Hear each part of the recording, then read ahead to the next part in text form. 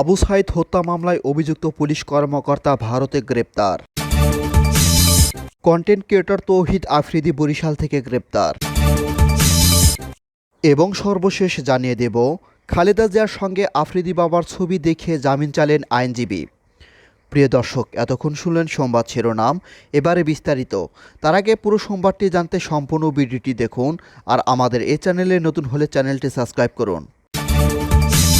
পুলিশের সাবেক সহকারী পুলিশ কমিশনার মোহাম্মদ আরিফুজ্জামান আরিফে ভারতীয় সীমান্তরক্ষী বাহিনী বিএসএফ তাকে গ্রেপ্তার করে থানায় সোপর্দ করেছে।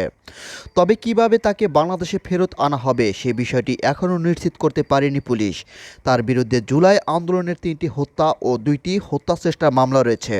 শনিবার সন্ধ্যায় বাংলাদেশের সাতক্ষীরায় কাখডাঙ্গা সীমান্ত দিয়ে পালিয়ে ভারতে উত্তর 24 পরগনা জেলায় বসিরহাট মহকুমার হাকিমপুর চেকপোস্টে পার হচ্ছিলেন তিনি। সেখান থেকে তাকে আটক করে বিএসএফ।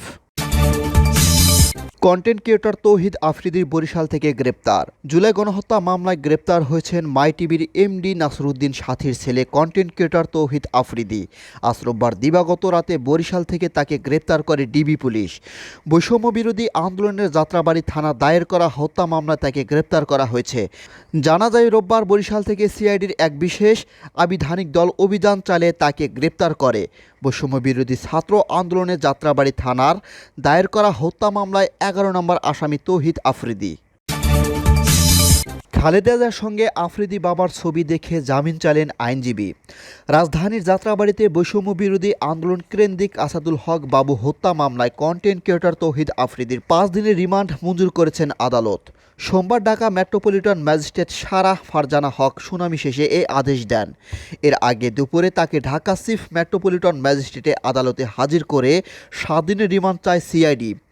আসামি পক্ষের আইনজীবী খালেদা জিয়ার সঙ্গে আফ্রিদির বাবা নাসিরুদ্দিন সাথীর ছবি দেখে বলেন, আসামির আলাদা রাজনৈতিক কোনো পরিচয় নেই, তার বাবা ব্যবসায়ী, কোনো রাজনৈতিক দল পদ বা পদবি নেই। আফ্রিদির কিডনিতে জটিলতা আছে জানে তাকে আনা নেওয়ার ক্ষেত্রে আদালতের কাছে অ্যাম্বুলেন্সের সুবিধা চাওয়া হয়। এরপর আদালত তার জামিন আবেদন নামঞ্জুর করে 5 দিনের রিমান্ড মঞ্জুর করে আদেশ দেন।